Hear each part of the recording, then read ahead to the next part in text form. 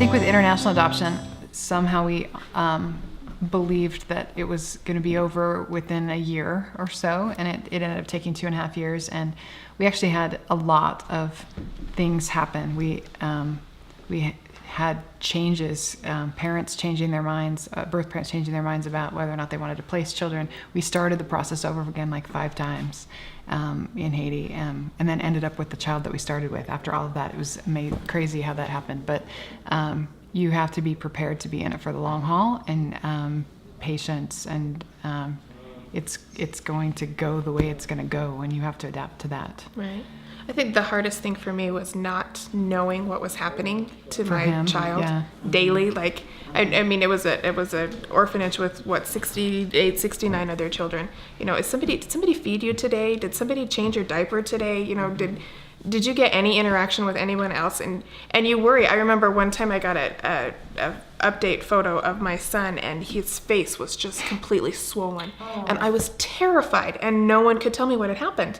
And it turns out apparently it was an allergic reaction to some medicine that he'd been given. But I'm like, I am here. You are however many hundred miles away from me. I can't get to you. I don't know if you need your mommy, but I need you right now. You know, I need to know that you're okay. And that was hard for me to go to bed every night. And that was what I would think about, where's my son? What's happening to him right now? What's he doing right now? And that was really difficult. I agree with what you've both said. And I also, people always ask me about the language. Now, if your kids are younger, I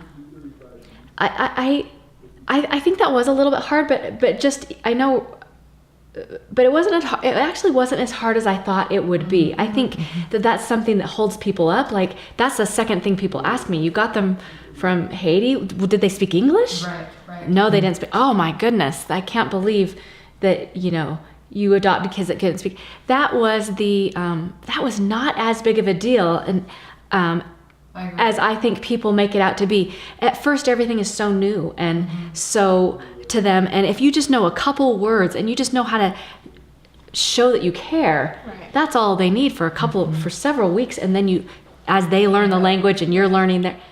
And we were the same. You had mentioned earlier that you knew some Creole. You pick things up in your trips to Haiti, and you figure out how to make things work, and you're figuring out your own form of communication. Right. The whole world just changed for both of you, and you're kind of in that together and you adapt to that. That's true. The hardest part was the paperwork and the wait. Right. The paperwork wasn't hard. What you had to do wasn't hard. Waiting and the not knowing and the no information and the fear. I had to leave my daughter once with a wicked toothache. Yeah. And we even had her have some kind of surgery on it while we were there in country, and I left her with the antibiotics that the orphanage person was supposed to give to her. And that's hard. That was hard. But that's part of the bonding. Yeah. I think having worked in the environment, and I ran the Guatemala program, I think the most difficult definitely was that waiting, and that the country could have a riot. They could have a coup. They could lose their government. Yes. At a whim, a judge could say, I want this, now I want that. I just saw how frustrated the parents got. And I know that's a real issue, and that's a difficult thing.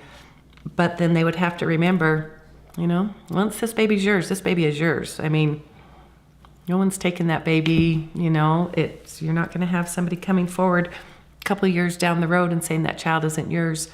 And so I don't know how you prepare for it, because no matter what, you want that process to go more quickly. You want to be the one that flies through, but it's hard. It's really hard.